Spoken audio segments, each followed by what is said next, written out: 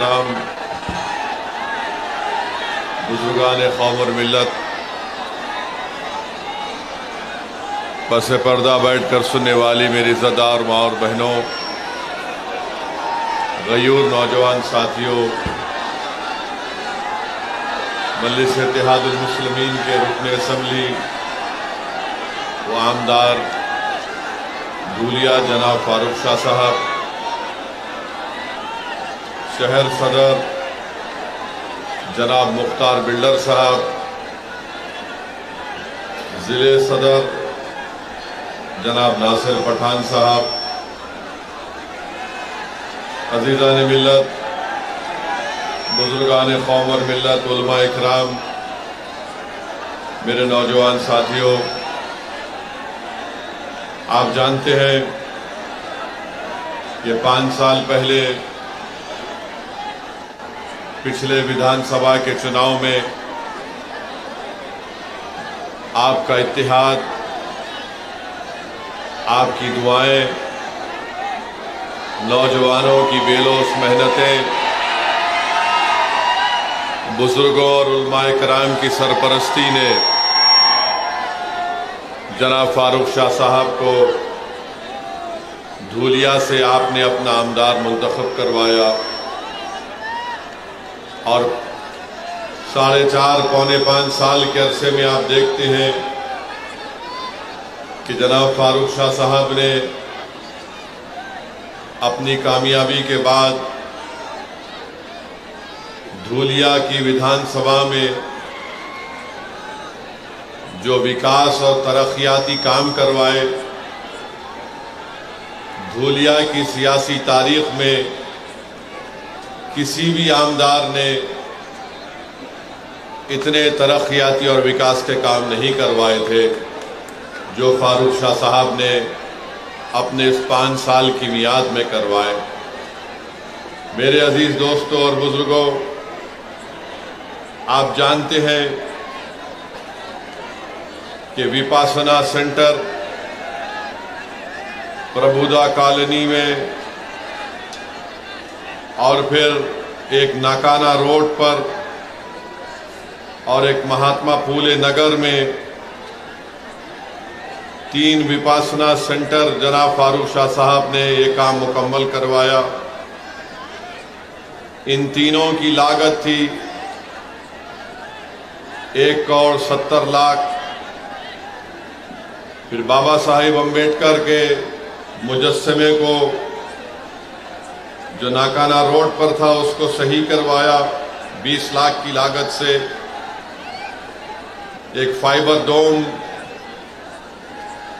की तामीर करवाई कैथोलिक सेमेट्री 12 पत्थर में 25 लाख की लागत से। अंसार नगर में रिजर्वायर बनाया गया 1 करोड़ 30 लाख की लागत से।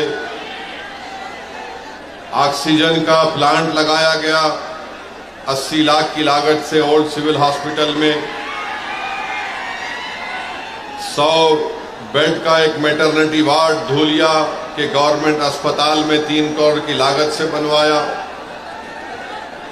फॉरेस्ट डिपार्टमेंट की बिल्डिंग बनाई गई 14 करोड़ की लागत से। आरटीओ की नई बिल्डिंग 10 करोड़ की लागत से। आदिवासी प्रोजेक्ट की ऑफिस की बिल्डिंग 6 करोड़ 40 लाख की लागत से बनाई गई। आदिवासी बच्चों के लिए स्टूडेंट हॉस्टल 8 करोड़ की लागत से बनाया गया। एडमिनिस्ट्रेटिव वर्कशॉप एपी इंस्टीट्यूशन का 14 करोड़ की लागत से बनाया गया। एकवीरा देवी टेंपल की खूबसूरती का काम करवाया गया 3 करोड़ की लागत से। महर्षि Dada Saheb Rawal government technical college की लाइब्रेरी बिल्डिंग और बाउंड्री वॉल बनाई गई 12 करोड़ की लागत से। फिर श्री भाऊ साहब मेडिकल कॉलेज के रेजिडेंट ऑफिसर का घर बनाया गया 12 करोड़ की लागत से। पुलिस हेडक्वार्टर में शहीदों का एक मेमोरियल और रोड बनाई गई 6 करोड़ की लागत से। एडिशनल डिस्ट्रिक्ट हॉस्पिटल बनाया गया 9 करोड़ की लागत से। फिर धूलिया की जेल को बनाया गया 2 करोड़ की लागत से बिल्डिंग को। फिर मेन एडमिनिस्ट्रेटिव बिल्डिंग करीब 47 करोड़ की लागत से। फिर डिग्री क्लासरूम बनाई गई भाऊ साहब गवर्नमेंट मेडिकल कॉलेज में 7 करोड़ की लागत से। मेडिकल कॉलेज में लाइब्रेरी बनाया गया, पानी की टांकी बनाई गई और पोस्टमार्टम करने की बिल्डिंग करीब 15 करोड़ 30 लाख की लागत से। फायर स्टेशन MIDC धूलिया में बनाया गया 16 करोड़ की लागत से। पानी की सप्लाई MIDC धूलिया में 37 करोड़ की लागत से काम मुकम्मल हुआ। अक़लियतों के इलाकों में कब्रिस्तान जो की दीवार मुगलई कब्रिस्तान है उसको बनाया गया। फिर अंसार नगर का रिजर्वायर बनाया गया। एम्यूजमेंट पार्क सर्वे नंबर 436 में 5 करोड़ की लागत से बनाया गया। बड़ा मोमिन कब्रिस्तान की दीवार बनाई गई 50 लाख की लागत से, 1 करोड़ की लागत से। फिर अनजान शाह दरगाह और कब्रिस्तान में 2 करोड़ की लागत से काम करवाया गया। 40 गांव रोड पर कब्रिस्तान की दीवार 75 लाख से बनाई गई। सीमेंट रोड, वजदाई रोड, कसबवाड़ा मस्जिद आगरा रोड पर 11 करोड़ की लागत से बनाई गई। फिर एक चौरस्ता बनाया गया यूनिटी सर्कल इत्तेहाद के नाम पर 30 लाख की लागत से। फिर कंपाउंड वॉल बनाई गई फकीर समाज पंचमंडल कब्रिस्तान में 30 लाख की लागत से। फिर पानी की सहूलतें दरगाह सोनगीर में बनाई गई। कब्रिस्तान की दीवार और रोड बनाई गई। मुराना पीर नेर में स्ट्रीट लाइट डाली गई। पानी का इंतजाम किया गया। धूलिया सोनगीर जिंदा मदरसा दरगाह के पास तो मुख्तलिफ काम जनाब फारूक शाह साहब ने करोड़ों रुपए के काम पूरे धूलिया में करवाए। अब आपके सामने ये है कि एक शख्स को जो धूलिया की आवाम ने अपना आमदार बनाया, आपके सामने बीजेपी का उम्मीदवार है, आपके सामने उद्धव ठाकरे का उम्मीदवार है और आपके सामने एक और उम्मीदवार है जिसका काम सिर्फ आपके इत्तेहाद को कमजोर करना है। मैं जानना चाहता हूं और मुझे यकीन है कि धूलिया की आवाम जो 5 साल में फारूक शाह ने डेवलपमेंट के काम करवाए, अब बीजेपी के उम्मीदवार के बारे में मुझे कोई बता रहे थे कि वो ये पुकार कर कह रहा है कि मैं मस्जिदों को ऐसा कर दूंगा। वो पुकार कर कह रहा है कि मुझे इनके वोट की जरूरत नहीं है। क्या क्या अनाप शनाप बीजेपी का कैंडिडेट बक रहा है। फिर उसके बाद जो आप देखें कि शिवसेना उद्धव ठाकरे का कैंडिडेट है, माशाल्लाह वो किसी एक जगह टिकने वाले नहीं है।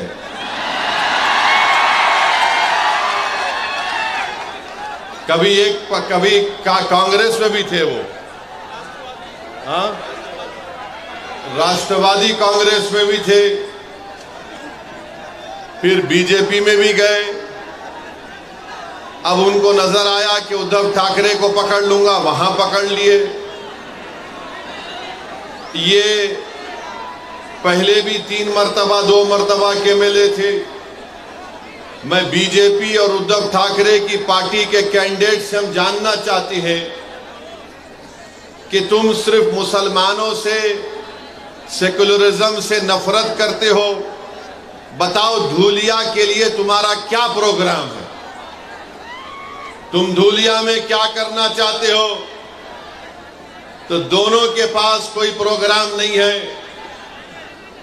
दोनों यही चाहते हैं कि कुछ भी हो जाए, फारूक शाह दोबारा कामयाब ना हो। इनको एक ही चीज, रातों की नींद इनको हराम कर दी कि 5 साल में फारूक शाह ने कैसे इतने करोड़ों रुपए के काम मंजूर करवा कर लाया। जो काम आज उद्धव ठाकरे का जो उम्मीदवार है वो 3 मर्तबा कामदार है, मगर वो कुछ काम नहीं कराया। आज जो बीजेपी का उम्मीदवार है वो तो सिर्फ नफरत की बात करता है, वो तो सिर्फ दिलों को तोड़ने की बात करता है। उसके पास जनता के विकास के लिए, धूलिया की तरक्की के लिए कोई बात उनके जबान पर नहीं आती। 5 साल में इस शहर में, इस विधानसभा में अमन रहा। यहां पर हिंदू मुसलमान के झगड़े नहीं हुए। यहां पर दलितों पर उनको इंसाफ दिलाने की फारूक शाह ने पूरी कोशिश की। आदिवासियों को उनका मुकाम दिलाने के लिए फारूक शाह ने मेहनतें की। धंगरों को उनका जायज मुकाम दिलाने के लिए फारूक शाह ने मेहनतें की। और हम आज भी कह रहे हैं कि महाराष्ट्र में जहां पर मुसलमानों में जो वो 13 जितनी कास्ट हैं उनको आरक्षण मिलना चाहिए, क्योंकि बॉम्बे हाई कोर्ट ने उसको मंजूर किया। हम वहीं पर कहते हैं कि हमारे मराठा भाई बहनों को भी आरक्षण मिलना चाहिए, हम उसके खिलाफ नहीं है। अब आप बताइए किस बुनियाद पर फारूक शाह की मुखालिफत करने ये लोग आ रहे हैं? मैं आपको बताना चाहूंगा मेरे अजीज दोस्तों और बुजुर्गों, फारूक शाह ने सिर्फ मुसलमानों का काम नहीं किया, फारूक शाह ने मुसलमानों का काम किया, हिंदू भाई बहनों का भी काम किया, दलितों का भी काम किया, हमारे बौद्ध मजहब के मानने वालों का काम किया, कोली बरादरी का काम किया, धंगर बरादरी का काम किया। ये काम मराठाओं के लिए फारूक शाह ने काम किया। मगर बीजेपी और शिवसेना के पास एक ही फार्मूला है, बस गाली दो तो ओवैसी को और फारूक शाह को गाली दो और उन दोनों के नाम पर वोट हासिल करो। अरे तुम कब तक मेरा नाम लेकर, तुम कब तक फारूक शाह का नाम लेकर वोट लोगे? अरे क्या तुम्हारे घर में कोई और नहीं दिख रहा हमारे सिवा तुम लोगों को? तुम्हारी पार्टी में कोई नजर नहीं आ रहा तुम लोगों को? नहीं, खाली ओवैसी को गाली दो, फारूक शाह को गाली दो, जितना गाली देना है गाली दो। मगर धूलिया की जनता ने देख लिया कि फारूक शाह ने जो काम किया वो काम धूलिया की तारीख में कोई विधायक, कोई आमदार नहीं किया था, सबका काम किया। बीजेपी आकर बोलेगी, मोदी जी बोलते हैं सबका साथ, सबका विकास, मगर आप बताइए, मैं पूछना चाहता हूं यहां के मुख्यमंत्री शिंदे से, फडणवीस से, ये हमको बताइए कि महाराष्ट्र से ये ड्राई पार्क का प्रोजेक्ट जो 3000 करोड़ का था वो गुजरात क्यों चला गया? बताओ शिंदे साहब, ये ड्राई पार्क का प्रोजेक्ट 3000 का कैसे गुजरात चला गया? बताओ मोदी जी, जो महाराष्ट्र को आकर अब चुनाव में शुरू कर देंगे लंबा लंबा फेंकना। ये टाटा एयरबस का प्रोजेक्ट 22,000 करोड़ का वो महाराष्ट्र से चला गया। वेदांता फॉक्सकॉन का प्रोजेक्ट 1,50,000 करोड़ का महाराष्ट्र से चला गया। ये मेडिकल डेवलपमेंट पार्क जो 424 करोड़ का था वो महाराष्ट्र से चला गया। आखिर हो क्या रहा है महाराष्ट्र में? ये देश का दूसरा बड़ा प्रदेश है। यहां पर किसानों का हाल ये करके रख दिया कि आज किसान के बेटे की शादी नहीं हो पा रही है महाराष्ट्र में, और अगर वो किसान मराठा रहे तो उसको और परेशानी हो रही है। इसीलिए मराठा लड़ रहा है आरक्षण के लिए। बताओ आखिर बीजेपी ने क्या दिया है महाराष्ट्र के लिए? अब मोदी जी आकर बोलेंगे मैं यूसीसी लगा दूंगा महाराष्ट्र में। आप देखना बीजेपी आकर बोलेगी नहीं नहीं, हम महाराष्ट्र में यूनिफॉर्म सिविल कोड को लाएंगे। हम पूछना चाह रहे ये टाटा एयरबस का प्रोजेक्ट कहां गया? तो मोदी जी बोलेंगे यूसीसी ला लूंगा। जब महाराष्ट्र का मराठा पूछ रहा है, महाराष्ट्र का किसान पूछ रहा है आज हम इतने परेशान क्यों हैं, आज हम इतने गरीब क्यों हैं, मखरूज क्यों हैं, तो मोदी जी बोलेंगे भाइयों बहनों लव जिहाद हो रहा है। आप बताइए महाराष्ट्र में इतना बड़ा प्रदेश, मगर इसके बारे में बीजेपी के पास कोई प्रोग्राम नहीं है। आप देखते हैं कि महाराष्ट्र में बाबा सिद्दीकी का कत्ल कर दिया गया, गोली मारकर मुंबई में बाबा सिद्दीकी को गोली मार दी गई। क्या हो रहा है महाराष्ट्र में कि 3 बार का एमएलए बाबा सिद्दीकी उसको गोलियां मार देते हैं, 6-6 गोलियां मारते हैं। बताओ नरेंद्र मोदी, बताओ अमित शाह, बताओ शिंदे, बताओ फडणवीस, कैसे बाबा सिद्दीकी की मौत हो गई? अरे बताओ अजीत पवार, वो तो तुम्हारी पार्टी का था, तुम अपनी पार्टी के आदमी को नहीं बचा सकोगे तो तुम अपने आप को कैसे बचाओगे? नहीं नहीं, हम इतने दिन में पकड़ के दिखाएंगे। किसको पकड़े तुम? कहां है असल करने वाला? तो हर 2 दिन को मीडिया में आता पुलिस वहां गई, पुलिस यहां गई, पुलिस वहां गई। अरे क्या महाराष्ट्र की पुलिस बड़ी काबिल पुलिस है? महाराष्ट्र के पुलिस का इंटेलिजेंस नेटवर्क बहुत स्ट्रांग है, मगर क्योंकि मोदी का राज है इसलिए महाराष्ट्र की पुलिस को कमजोर करके रख दिया गया। और इसी कमजोरी की वजह से आज आप देखते हैं कि जुल्म पे जुल्म हो रहा है, जुल्म पे जुल्म हो रहा है। बाबा सिद्दीकी को क्यों मारा गया? किसी के पास जवाब नहीं है। कोई बोलता है कोई जेल में बैठा है उसने मार दिया, कोई बोलता है नहीं वो फुला झगड़ा था उसने मार दिया। अरे सवाल ये पैदा होता है कि मारने वाले के पीछे दिमाग किसका है? वो दिमाग कौन है? तो बोलेंगे नहीं नहीं, हम देख रहे हैं, कोशिश कर रहे हैं। मेरे अजीज दोस्तों और बुजुर्गों, महाराष्ट्र में कोई एक उठ के बोलता है बीजेपी का नेता, मैं मस्जिद में घुस के मारूंगा। अब आप बताइए, उस पे केस तो बुक हो गया, मगर बोल रहा है मस्जिद में घुस के मारूंगा।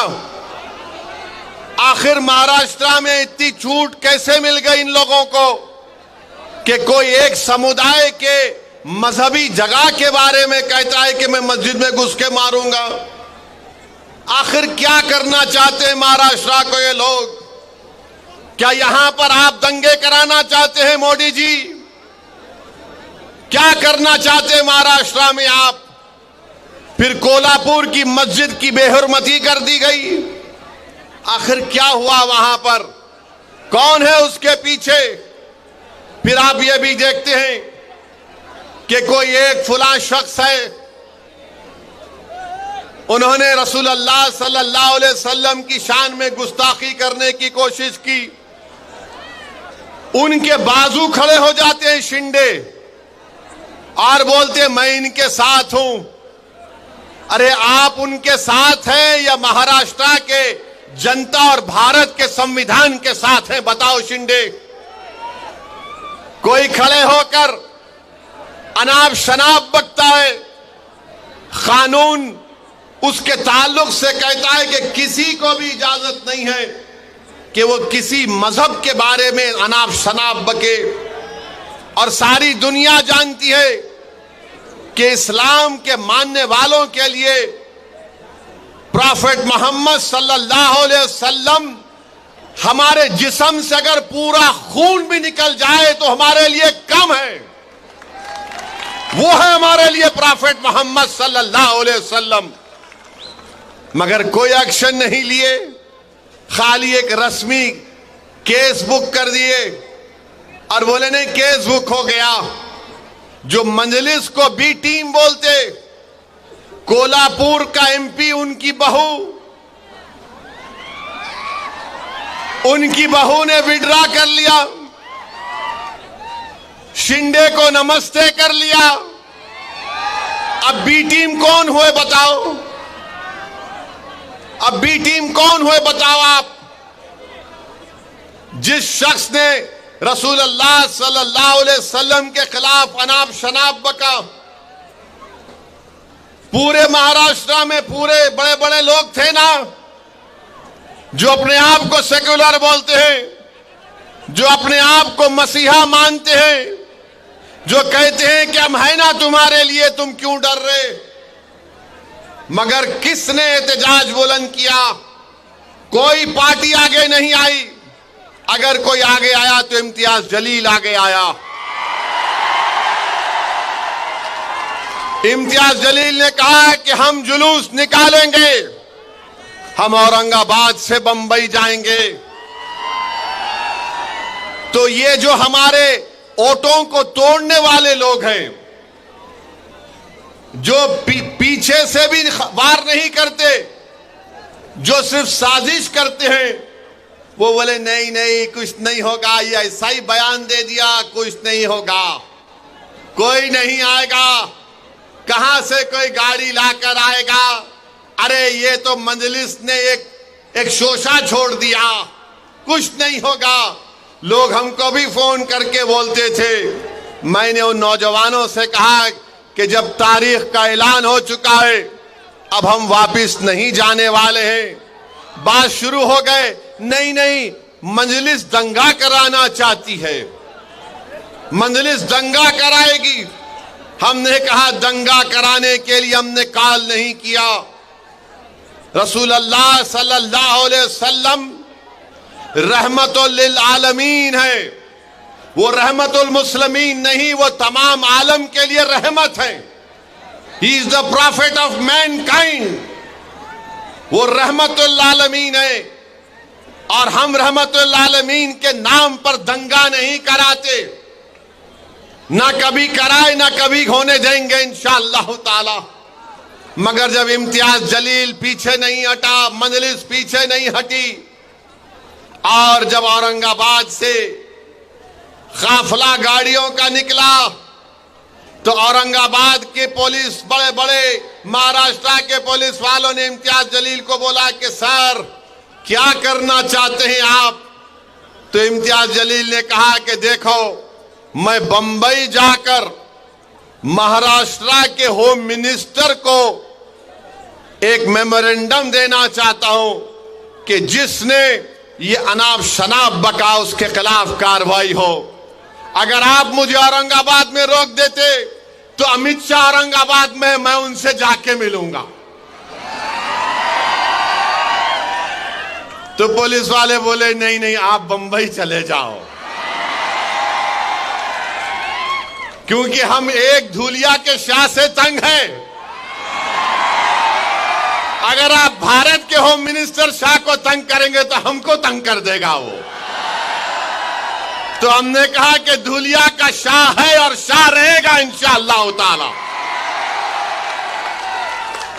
मगर अमित शाह अब महाराष्ट्र में आके चीखा मार मार के बोलेंगे, क्यों ऐसा उंगली उठा के, ऐसा उंगली उठाते।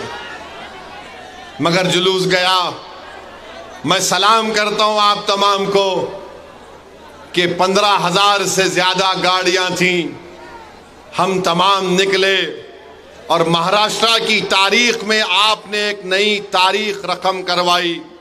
जो लोग मजलिस के बारे में बोलते थे ये रोड पे निकलेंगे तो दंगा होगा, औरंगाबाद से 15,000 गाड़ियों का काफिला गया, मुंबई थाने के पास भिवंडी के पास रोका गया, वहां के कलेक्टर को नुमाइंदगी दी गई। नौजवान बड़े जज्बात में थे और इम्तियाज जलील से कह रहे थे चलो मुंबई चलो। इम्तियाज जलील ने कहा कि नहीं, हमारा मकसद ये था कि हम हमारी नुमाइंदगी, हमारा मेमोरेंडम सरकार को दें और उनको बता दें कि ये हमारा गम और गुस्सा का इजहार करने का तरीका है। हमने अपने गम और गुस्से का इजहार किया और इम्तियाज जलील अगर चाहता तो उन हजारों गाड़ियों को लेकर बंबई जा सकता था, मगर इम्तियाज जलील ने कहा कि मजलिस इत्तेहाद अल मुस्लिमीन की पॉलिसी लोगों को जज्बात में लाकर दंगा कराना है, लॉ एंड ऑर्डर का प्रॉब्लम पैदा करना नहीं है। इम्तियाज जलील अमन से सब लोगों को अपने अपने घर को वापस भिजा दिया।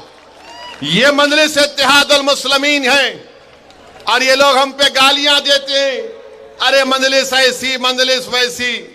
अरे वक्फ बोर्ड का बिल जब पार्लियामेंट में पेश हुआ तो कहां थे उद्धव ठाकरे के एमपी?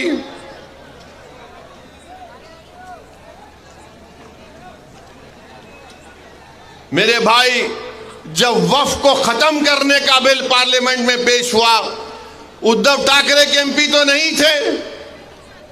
पार्लियामेंट का रिकॉर्ड निकाल कर देख लो और पूछो ये कैंडिडेट से, ये जो उद्धव ठाकरे का कैंडिडेट है इससे पूछो ये वक्फ का बिल जो पार्लियामेंट में लाया गया इसके बारे में तुम्हारी राय क्या है? वो बोलेगा नहीं बहुत अच्छा है, छीन लेना चाहिए। ये बीजेपी के उम्मीदवार से पूछो आप तेरी राय क्या है, वो बोलेगा बहुत अच्छा है, छीन लेना चाहिए। यानी दोनों की राय एक ही है। मुझे कोई बता रहे थे कि उद्धव ठाकरे का जो कैंडिडेट है, जब आरएसएस के मोहन भागवत उनके घर पे गए थे, मोहन भागवत उद्धव ठाकरे के कैंडिडेट के घर पे जाके चाय नहीं बल्कि अच्छा खासा बैठकर आए। अब आप बताइए, हमको इल्जाम लगाते हम बी टीम है, ये बीजेपी के उम्मीदवार साहब हैं, अभी चुनाव लड़ रहे, एक से एक बात करते हैं, अनाप शनाप बकते हैं। मकसद क्या है कि इलेक्शन को हिंदू मुस्लिम बना दो, धूलिया की गरीब जनता की बात ना हो, मराठा रिजर्वेशन पे बात ना हो।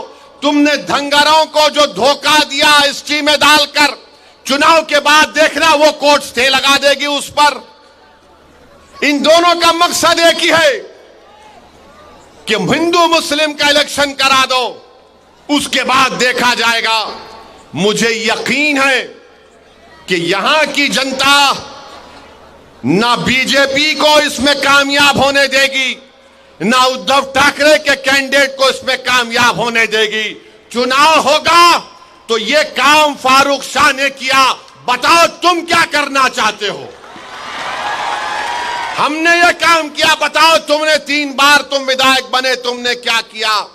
और मुझे बता रहे थे कि उद्धव ठाकरे के कैंडिडेट कैसे बात करते, फारूक साहब ने बड़ा अच्छे तरीके से दिखा दिया। अरे आप अंदाजा लगाइए, कोल्हापुर की मस्जिद में जब बेहरमती की गई तो यहां से निकलकर आमदार साहब फारूक शाह साहब वहां पर गए और फिर यहां पर धूलिया में एक पुरअमन बंद का भी एहतजाज किया गया था। मेरे अजीज दोस्तों और बुजुर्गों, मैं आपको ये बताना चाह रहा हूं कि महाराष्ट्र की विधानसभा में हर समुदाय का एक आमदार है। मराठाओं के भी आमदार है, अपर कास्ट के भी आमदार हैं, हर समाज का एक आमदार है। जितनी उनकी आबादी उतना उनका हिस्सा है। मगर महाराष्ट्र की विधानसभा में अगर एक समुदाय है जिसकी आबादी के मुताबिक उनका आमदार नहीं है तो वो मुसलमान बिरादरी। आपको मालूम कि 1990 में 10% मुसलमान महाराष्ट्र की विधानसभा में जीत कर जाते थे। आज 2019 में सिर्फ 5% जीत कर गए। इसका जिम्मेदार कौन है बताओ? इसका जिम्मेदार वो लोग हैं जो सिर्फ हमारा वोट लेते हैं और फिर हमको भूल जाते हैं। मैं आपको, धूलिया की जनता को, इन नौजवानों को, बुजुर्गों को एक पैगाम देने आया हूं कि इम्तियाज जलील 15 साल के बाद 2019 में मेंबर ऑफ पार्लियामेंट बना, खासदार बना। 2024 का चुनाव आया तो सब के सब एक हो गए। मोहब्बत की दुकान, नफरत की दुकान, तमाम दुकानदार एक हो गए और सब ने कहा कि हमने एक मुसलमान को टिकट नहीं दिया। ना मोदी ने दिया, ना उद्धव ने दिया, ना चाचा ने दिया, ना फुला ने दिया। सबकी एक ही ख्वाहिश थी कि कुछ भी हो जाओ महाराष्ट्र से, महाराष्ट्र के 11% मुसलमान का एक एमपी औरंगाबाद से जीत कर पार्लियामेंट में ना जाए। वो अपनी साजिश में कामयाब हो गए। इम्तियाज जलील को उन्होंने हरा दिया। मगर मैं सलाम करता हूं इम्तियाज जलील को।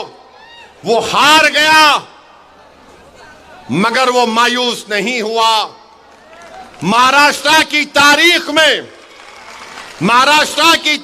में कोई एमपी का इलेक्शन हारने के बाद भी जब नामूस से रिसालत का मसला आया तो इम्तियाज जलील ने कहा कि सब्ज गुंबद के मकी की गुलामी का हक अदा करने के लिए एमपी बनना जरूरी नहीं है। गुलामी का हक अदा करना पड़ेगा, मैं गुलामी का हक अदा करूंगा। मगर मैं आपको बाखबर कर रहा हूं, मैं आपको बता रहा हूं, वही साजिश धूलिया में करने जा रहे हैं। जिस तरह इम्तियाज जलील को हराया गया पार्लियामेंट के इलेक्शन में, उसी तरह की साजिश धूलिया में करना चाहते हैं और यही चाहते हैं कि फारूक ना बने। मगर मुझे यकीन है कि धूलिया के हमारे हिंदू भाई, दंगर भाई, दलित भाई, आदिवासी भाई, मराठा समाज के लोग बीजेपी और आरएसएस और उद्धव ठाकरे को इस साजिश में कामयाब होने नहीं देंगे इंशाअल्लाह ताला। क्या आप इनको कामयाब होने देंगे? क्या आप इनको कामयाब होने देंगे? जिस तरह इम्तियाज जलील के खिलाफ साजिश की गई थी पार्लियामेंट में, क्या आप इनको हराएंगे या आप उनको कामयाब करेंगे? आप उनको नाकाम करेंगे? कितने लोग उनको नाकाम करेंगे? हाथ उठाओ। बिल्डिंग पर भी खड़े हुए लोग हाथ उठाओ। आप 20 तारीख को उनको हराएंगे, फारूक शाह को कामयाब करेंगे, आप नफरत का खात्मा करेंगे, आप धूलिया को कामयाब करेंगे, तो फारूक शाह की कामयाबी धूलिया की कामयाबी होगी इंशाअल्लाह ताला। और याद रखो नौजवानों, 20 तारीख आते आते बहुत से हजरत इबलीस के साथी आने वाले हैं। बहुत से साथी आने वाले हजरत इबलीस के, खबीस के साथी आएंगे, आके बोलेंगे एक जीत गया तो क्या होता। बोलेंगे एक दो जीत गए तो क्या होता। तो उनको आप बोलना, हमारा एक ही है भारत की पार्लियामेंट में, पूरों पे भारी है, पूरों पे अल्हम्दुलिल्लाह। ये एक फारूक है, एक नहीं बल्कि अब के बहुत कामयाब होंगे इंशाअल्लाह ताला मजलिस के। मगर ये लोग आएंगे, आके आपके कान में जैसा इबलीस थूकता, ऐसा नहीं, ऐसा हो सकता क्या, देख ये मैथमेटिक्स ऐसा है, ये इतना, ये इतना, ये इतना, ये इतना। फिर बाज आके बोलेंगे तेरे को कितना चाहिए, बोल देता हूं। बहुत लालच देंगे, अगर लालच दे रहे तो ले लो, मिठाई खा लो, मगर 20 तारीख को डकार लेकर बोलना नाम तो पतंग पे ही पड़ेगा बटन। कोई बात नहीं, मिठाई खा लो, मीठा खाना अच्छा है, बुरी बात नहीं है। मिठाई खाओ, क्या क्या खिलाते खाओ, मगर याद रखो तुमको 20 तारीख को पतंग को ही बटन दबाना है। तुमको जिस तरह इम्तियाज जलील को धोखा देकर शिकस्त दी गई, उसका जमहूरी तरीके से आपको यहां पर संविधान के दायरे में रहकर बदला लेना है। और फारूक शाह माशाअल्लाह बड़े काबिल हैं। मैं आज तक नहीं समझ पाया कि 5 साल में कितने 500 करोड़ लाया, 1300 करोड़। ये कौन सा वजीफा फारूक शाह पढ़ के आते नहीं मालूम। 1300 करोड़ खाली 5 साल में। ये क्या नाम है ये उद्धव ठाकरे कैंडिडेट का?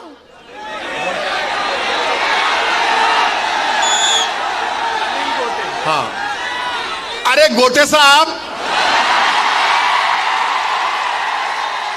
ये तीन बार कहेंगे, तुम 3 बार के आमदार हो, तुम 13 करोड़ के काम नहीं कराए यहां पर। 3 बार का आमदार है, 13 करोड़ के काम नहीं कराए धुलिया के विकास के लिए। फारूक शाह 5 साल में 1300 करोड़ करा दिए। अब बीजेपी के उम्मीदवार है, अब उन्होंने तो खाली गाली दे रहे मेरे को, ये ऐसा वो ऐसा, वक्फ का हम वो ले लेंगे, हम मस्जिद ले लेंगे, हम कब्रिस्तान ले लेंगे, हम खानका ले लेंगे, हम फुला ले लेंगे। अरे भाई साहब, आप क्या क्या लेना चाहते, क्या क्या लेना चाहते आप? याद रखो, हम भी ले सकते तुम्हारी, याद रखो। हाँ, 20 तारीख को हम लेंगे। क्या लेंगे वो तुमको मालूम। 20 तारीख को हम लेंगे। क्या लेंगे? धुलिया की सीट फारूक शाह के लिए लेंगे इंशाअल्लाह ताला। अरे कोई बात है, मैं बीजेपी का हूं, मैं ये ले लूंगा, मैं वो ले लूंगा। अरे आप क्या बादशाह सलामत है, उंगली रखते कि मेरी हो जाती। अब वक्फ बिल का बोल रहे हम मस्जिद ले लेंगे। मेरे को पार्लियामेंट में बीजेपी के एमपी मिले गलती से, वक्फ बिल के बारे में मेरे को बोले ए ओवैसी। मैंने पूछा बोलो प्यारे, बोले ये क्या तुम वक्फ बिल के बारे में इतना बोलते। अरे यार, तुम जाके खेत में नमाज पढ़ते, वो तुम्हारी वक्फ हो जाती। तुम बैठ के कुरान पढ़ते, वो जगह तुम्हारी वक्फ हो जाती। मैंने बोला तुमको गलत है। तीसरा भी है कि बोले क्या मैं पार्लियामेंट में भी कभी कभी नमाज पढ़ जाता तो मेरी हो जाती क्या? कोई बात है? कोई बात है बोलो आप। भाई उर्दू की एक कहावत है, दखनी कहावत है कि मामू की दुकान पे नाना की फातिहा बोलते ना। अरे जब तक मेरी प्रॉपर्टी नहीं रही मैं वक्फ कैसे करूंगा?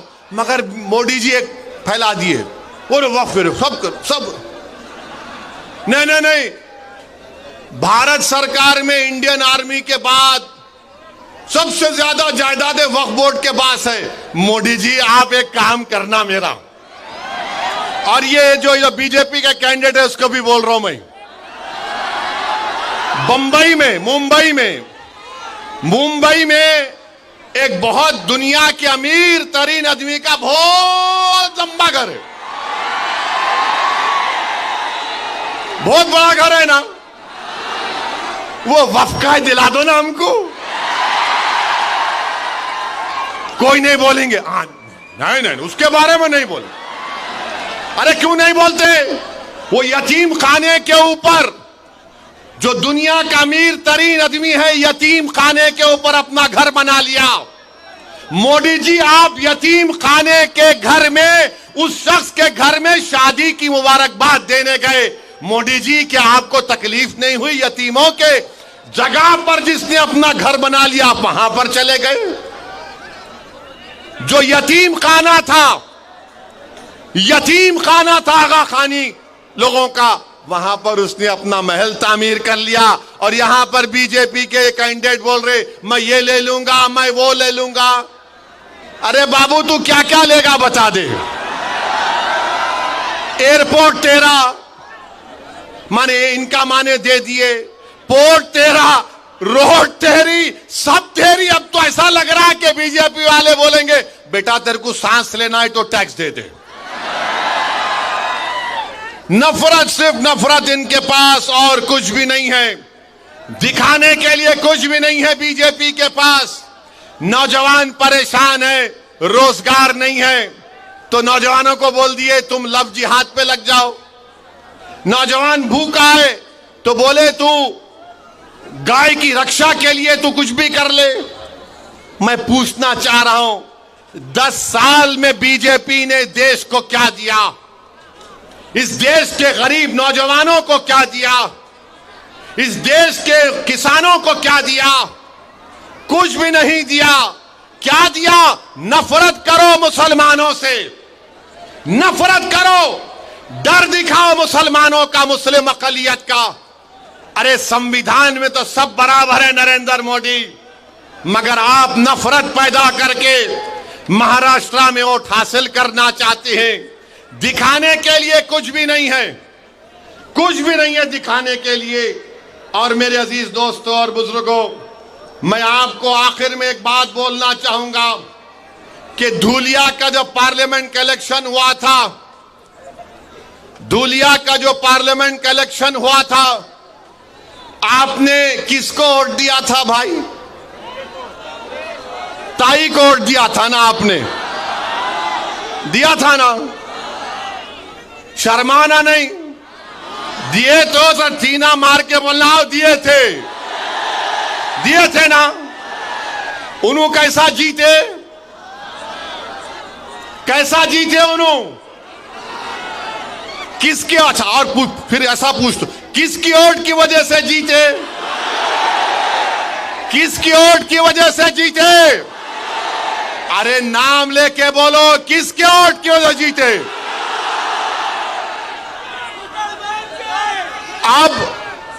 अब आप क्या करेंगे ये विधानसभा के चुनाव में? किसको वोट देंगे? किसको वोट देंगे? क्या किसको वोट देंगे? कौन से निशान पे बटन दबाएंगे? कौन से निशान पे बटन दबाएंगे? डरेंगे तो नहीं, हिम्मत तो नहीं हारेंगे, कहीं मोदी से नहीं डरेंगे, कहीं डर जाएंगे तो नहीं ठाकरे से? किससे डरेंगे फिर? किससे डरोगे?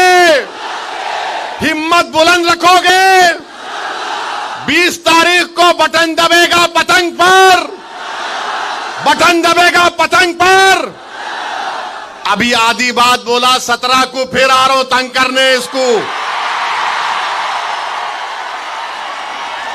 अभी खत्म नहीं हुआ। हाँ,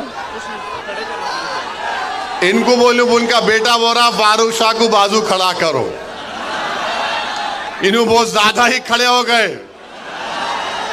इन्हों 5 साल में इतना काम कराए कि वो बेचारे दोनों उद्धव ठाकरे का और बीजेपी का सोच रहे अब क्या जवाब देंगे।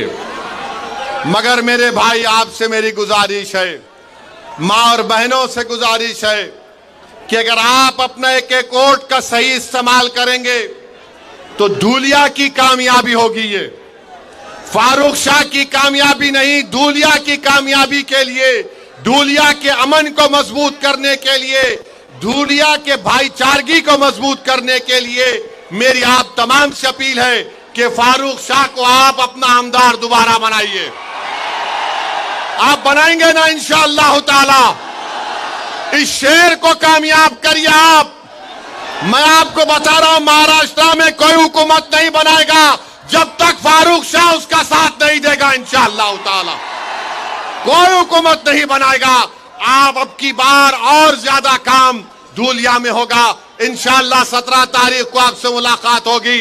मेरे साथ नारा लगाइए, 20 तारीख के दिन पतंग को वोट दो, पतंग को, पतंग को, पतंग को, पतंग को।